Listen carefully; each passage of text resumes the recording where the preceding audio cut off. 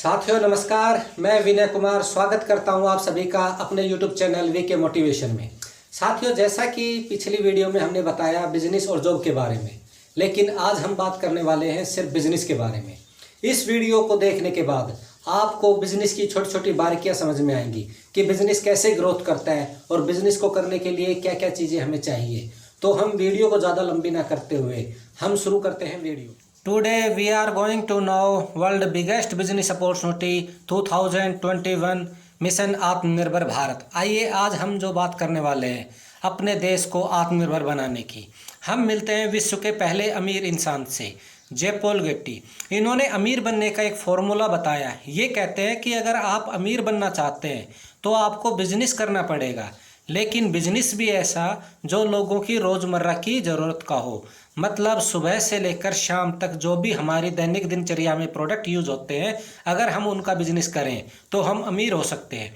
लेकिन हमारे जहन में एक बात आती है कि हमारे आसपास में दूध वाला, सब्जी वाला, फल वाला और गांव गलियों में जो परचूनी की दुकानें वाले हैं, उनमें तो कोई भी अमीर नहीं है। तो इन्होंने एक नियम और लागू किया है। ये कहते हैं कि बिजनेस ऐसा हो जिसमें 15% आपकी मेहनत और 85% लोगों की। मतलब अगर आपकी मेहनत उस बिजनेस में मात्र 15% है और लोगों की मेहनत 85% है तो आप 100% अमीर बन सकते हैं। हम चलते हैं अब आगे। बिजनेस करने के मुख्यतः दो तरीके हैं। पहला, ट्रेडिशनल मार्केट। ट्रेडिशनल मार्केट के अंदर रिटेल, होलसेल, एजेंसी, कंपनी और ऑनलाइन होता है, और इनमें पैसा भी बहुत ज़्यादा लगता है और समय भी 10 से 12 घंटे हमें देने पड़ते हैं, और ना तो इनमें कोई सिक्योरिटी होती है और ना ही कोई भविष्य होता है। अब दूसरी तरफ हम बात करें डायरेक्ट मार्केट। डायरेक्ट मार्केट में जैसे अमेजन, फ्लिपकार्ट। अब अमेजन और फ्लिपकार्ट करती क्या है? ये मात्र एक सर्विस प्रोवाइड करती है प्रोडक्ट को एक जगह से लेकर दूसरी जगह तक पहुंचाने में, और आज विश्व की नंबर 1 कंपनी हुई है अमेजन। और हम जिस बिज़नेस में बात करने वाले हैं, बिना किसी इन्वेस्टमेंट के और बिना किसी रिस्क के अपने काम के साथ साथ बिजनेस को सीखते हुए हम ज़बरदस्त इनकम कर सकते हैं। आइए हम समझते हैं ट्रेडिशनल मार्केट को। ट्रेडिशनल मार्केट में सबसे पहले कंपनी होती है, और कंपनी के बाद आती है एजेंसी, एजेंसी के बाद होलसेलर, और होलसेलर के बाद रिटेलर, और फिर आते हैं कस्टमर। अब कस्टमर को कैसे पता कि कंपनी ने कोई प्रोडक्ट बनाया है? उसके लिए कंपनी करती है मार्केटिंग। कंपनी जब मार्केटिंग करती है तो कस्टमर को पता चलता है कि कोई प्रोडक्ट मार्केट में है। लेकिन जैसे ही कंपनी कोई 30 रुपये का प्रोडक्ट लॉन्च करती है तो वो एजेंसी, होलसेलर, रिटेलर और मार्केटिंग के जरिए कस्टमर तक पहुंचता है, तो उसकी जो अमाउंट है वो 100 से 110 रुपये पहुँच जाती है, और जो ये 60 से 70% पैसा बिचौलियों में बट जाता है। और यही डायरेक्ट मार्केटिंग की अगर हम बात करें तो कंपनी प्रोडक्ट बनाती है, एजेंसी को हटा देती है, होलसेलर को हटा देती है और रिटेलर को हटा देती है, और मार्केटिंग बंद कर देती है, और सीधा कस्टमर से हाथ मिला लेती है कि आप हमारा प्रोडक्ट लीजिए। और जो ये 60 से 70% पैसा बच जाता है, ये बचा हुआ 60 से 70% पैसा कंपनी अपने लोगों में सिस्टम के अनुसार कमाने का मौका देती है। और बिचौलियों को हटाने से प्रोडक्ट का डुप्लीकेशन भी नहीं होता, क्योंकि प्रोडक्ट का डुप्लीकेशन करते हैं बीच वाले। वो अपना मुनाफा बढ़ाने के लिए प्रोडक्ट को डुप्लीकेट में कर देते हैं, जिससे कस्टमर को नुकसान होता है। लेकिन बिचौलियों को हटाने से डुप्लीकेशन नहीं हो पाता, और जिससे हमें 100% शुद्ध सामान मिलता है। आइए आज मैं जिस बिजनेस की आपसे बात करने वाला हूँ, बिजनेस का मॉडल है डायरेक्ट मार्केट। और यह बिजनेस कोई नया नहीं है। यह बिजनेस 200 देशों में पिछले 80 साल से चल रहा है। आज इस बिजनेस को इंडिया में लगभग 25 से 30 साल हो चुके हैं, और आज 20,000 से ज़्यादा कंपनियां इस मॉडल पर काम कर रही है। आज हर कंपनियां अपने बिजनेस को अपग्रेड कर कर और डायरेक्ट मार्केटिंग में कन्वर्ट कर रही है। और गवर्नमेंट के सामने बेरोज़गारी एक बड़ा विषय है, जिसकी वजह से गवर्नमेंट भी इस सिस्टम पर फोकस कर रही है, और 2016 में इस बिजनेस को लीगल करते हुए इस पर गाइडलाइन भी बना चुकी है। आज 30 से ज़्यादा यूनिवर्सिटियाँ नेटवर्क मार्केटिंग कोर्स लागू कर दिया। आप सोच के देखिए, जब यूनिवर्सिटियों में नेटवर्क मार्केटिंग कोर्स हमें पढ़ाया जाएगा तो आप सोचिए आने वाला भविष्य कैसा होगा। अब बात करते हैं हम बैंकों की। आईसीआईसी बैंक ने तो अपनी केवाईसी में भी ऑप्शन दे दिया है मल्टी लेवल मार्केटिंग का। आप सोच के देखिए कि जब बैंक ने इसको अप्रूव कर दिया और हम इस बिज़नेस को अगर करने लग गए तो कितनी बड़ी इनकम कर सकते हैं। और FICCI KPMG ये एक सरकारी संस्था है जो डायरेक्ट मार्केटिंग की रिपोर्ट करती है और इनकी रिपोर्ट के अनुसार बिजनेस 2025 में 65,000 करोड़ का होने वाला है।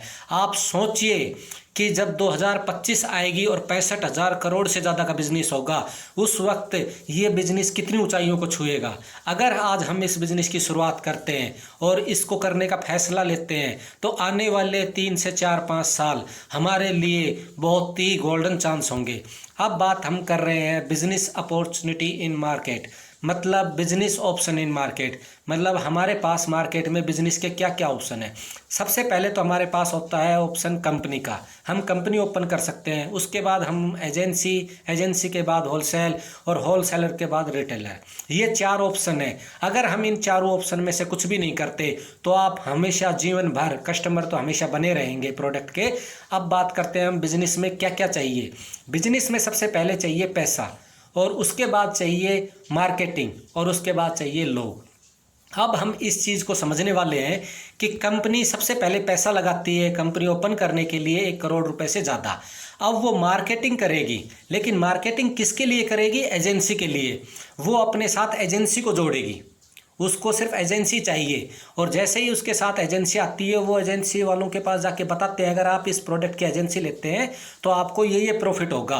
और जैसे ही एजेंसी एग्री हो जाती है, अब आती है बारी एजेंसी की। उन्होंने कंपनी ने एक नेटवर्क बनाया एजेंसी का। अब बात करते हैं एजेंसी भी अपना पैसा लगाती है और उसके बाद उसकी भी मार्केटिंग करती है। लेकिन अब एजेंसी किसकी मार्केटिंग करेगी? उसको कैसे लोग चाहिए? होलसेलर के रूप में। वो होलसेलर को बताती है कि हम आपको इतना % कमीशन देंगे आप अगर हमारा प्रोडक्ट सेल करते हैं तो जैसे ही होलसेलर एग्री हो जाता है तो एजेंसी के पास नेटवर्क होता है, लोग आते हैं होलसेलर के रूप में। अब होलसेलर भी पैसा लगाता है और उसकी भी मार्केटिंग करता है, लेकिन होलसेलर मार्केटिंग किस चीज़ की करेगा? रिटेलर की।